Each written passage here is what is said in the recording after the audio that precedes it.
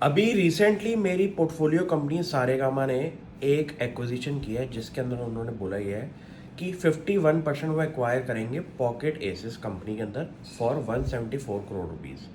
Company ने ये बोला है कि अगले कुछ महीनों के अंदर वो अपनी स्टेक को और इंक्रीज करेंगे बाय 41%। तो आप ये समझ सकते हैं कंपनी के पास अराउंड 92% के आसपास का स्टेक हो जाएगा आने वाले फ्यूचर के अंदर। अब ये डील को समझने से पहले आपको ये समझना पड़ेगा कि एक बड़ी कंपनी के माइंडसेट में क्या चल रहा होता है स्ट्रेटजी को लेके, और उनकी फ्यूचर ग्रोथ पे वो कैसे काम करते हैं अपने बिजनेस को अलाइन करके। सिंपल सी बात है कि सारेगामा का जो कंटेंट बिजनेस है वो तो बहुत बढ़िया चल रहा है, जहाँ पे वो एक बहुत बढ़िया लेवल पे अपना म्यूज़िक कंटेंट क्रिएशन कर रहे हैं। प्लस कंपनी की ग्रोथ को आपको सैचुरेशन पॉइंट पे ना लेके आने से अच्छा आप अगर न्यू न्यू अवेन्यूज़ अपने लिए खोलें तो आपको ये समझ में आ जाता है कि एक बड़े एलिफेंट ने अगर छोटी छोटी कंपनी साथ साथ टाइम पीरियड में खरीदते रहे तो कंपनी के अंदर माहौल बना रहता है ग्रोथ के एस्पेक्ट्स को लेके।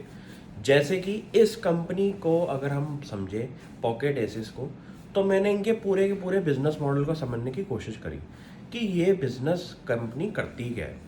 क्योंकि आपका ये बहुत ज़रूरी समझना है कि अगर कोई कंपनी ए ने कंपनी बी को ख़रीदा है तो उसके साथ इंटीग्रेशन होने के बाद कंपनी का ओवरऑल स्ट्रक्चर के अंदर फ़ायदा ज़रूर होना चाहिए। इस केस के अंदर पॉकेट एसिस जो एक कंपनी है हमारी, उनके अगर पूरे के पूरे सोशल मीडिया प्लेटफॉर्म पे अगर हम फॉलोअर्स की बात करें तो वो आज की डेट में 95 मिलियन फॉलोअर्स से ऊपर का धंधा कंपनी बना चुकी है, जिसके अंदर उनका एक रेवेन्यू बेस अगर हम चेक करें तो कंपनी का तकरीबन तकरीबन 100 करोड़ का रेवेन्यू है।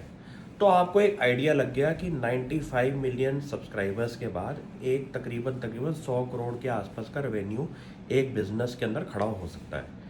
ये तो हो गया कंपनी का एक एस्पेक्ट। दूसरा एस्पेक्ट हो गया कंपनी एक डिजिटल मार्केटिंग फर्म भी है, जिसके अंदर कंपनी ने ये बोला हुआ है कि वो इंडिया के टॉप डिजिटल क्रिएटर्स इन्फ्लुएंसर्स की आप मैनेजमेंट भी करते हैं। ये एक ऐसा बिजनेस फ्यूचर में होने वाला है कि जहाँ पे एक बहुत बड़े ब्रांड डील्स जो हैं वो डायरेक्टली इन्फ्लुएंसर्स के पास नहीं जाते, बल्कि एक डिजिटल मार्केटिंग फर्म को हायर करके अपना का पूरा डिजिटल मार्केटिंग बजट देते हैं। वहाँ पे वो फिर इन्फ्लुएंसर्स हायर करते हैं। तो कंपनी के एक जो नया पिवट होगा डिजिटल मार्केटिंग बिजनेस के अंदर, वो भी बहुत बढ़िया होगा कि इससे समझ में आ गया कि उन्हें एक लीडिंग कंपनी के साथ टाई अप करके अपने बिजनेस को नए एस्पेक्ट पे लेके जा रही है।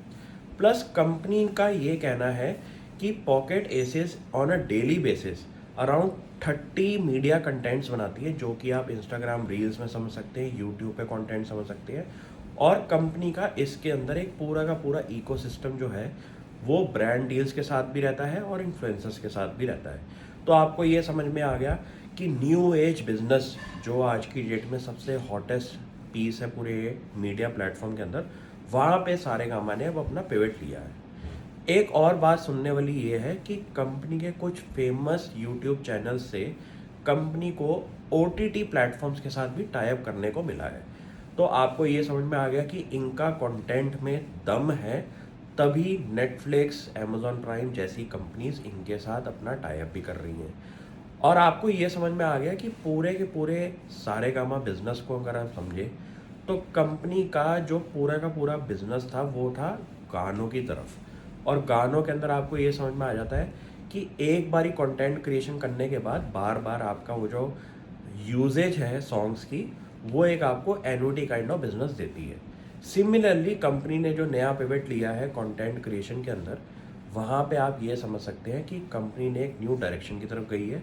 और कंपनी ने जो वैल्यूएशन भी दी है, मेरे हिसाब से इतने बड़े लेवल पे कंपनी ने वैल्यूएशन ओवर प्राइस भी नहीं करी है। ये छोटी बेट कंपनी के हिसाब से हो सकती है, लेकिन फ्यूचर में मैं समझ सकता हूँ कि ये एक बहुत बड़ा बिजनेस बन सकता है सारेगामा के लिए। क्योंकि अगर आप कंपनी के होल्डिंग कंपनी के कैश को यूज़ करके ऐसी छोटी छोटी इंटरवल्स पे बेट्स लें जहाँ पे कंपनी की इंटीग्रेशन की पॉसिबिलिटी भी हो, तो एक बहुत बढ़िया बिजनेस खड़ा हो सकता है फ्यूचर के अंदर। ये स्टॉक को आप समझे, और कोई भी डाउट हो इस डील को लेके तो मुझे बताइए।